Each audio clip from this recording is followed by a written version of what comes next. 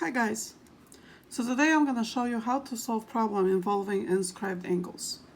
So if you look at this first circle over here, you can see that we have an inscribed angle that is sitting on this arc right here. Okay? And we know that the measure of this arc is exactly the same as the measure of the central angle. So this arc is 130 degrees. Okay? The measure of the inscribed angle is always half of the intercepted arc. So we can write an equation that 2x plus 10 is equal to 1/2 times 130. Okay, so I hope you guys know how to solve this. 2x plus 10 equals 65. 2x is equal to 55, and x is equal to 27.5. Okay. In this problem right here, we have this quadrilateral. Okay. We know that to find x, we have to look at the arc that this angle sits on. So this angle right here intercepts this yellow arc right here. Okay. And the measure of this arc is 120 plus 46. And we know that the inscribed angle is 1/2 of that. Okay, so if we wanted to solve this, this is x equals 1/2 of 166, which means x is 83.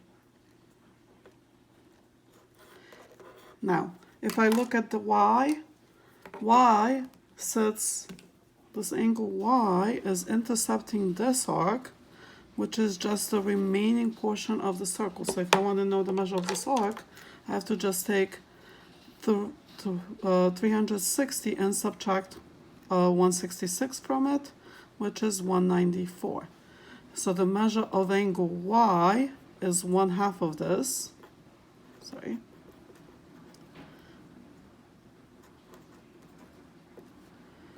And that equals to 97 degrees. Okay.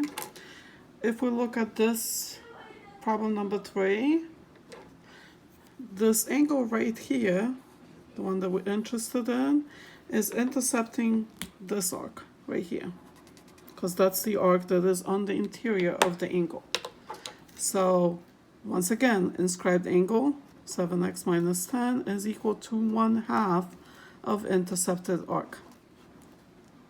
So 7x minus 10 equals 60, 7x equals 70, and x equals 10.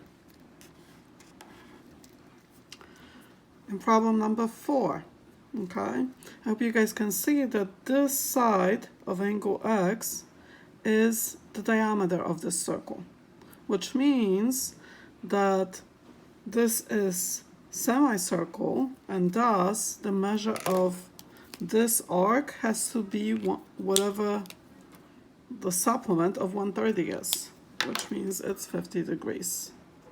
Okay, so x again is 1/2 of that, because remember the inscribed angle is always half of the arc. So x is equal to 25 degrees. Okay, question 5. Remember that we have done this before.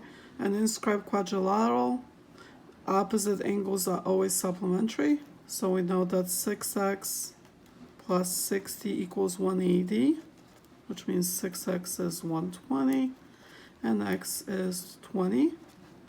And also, these two angles are supplementary.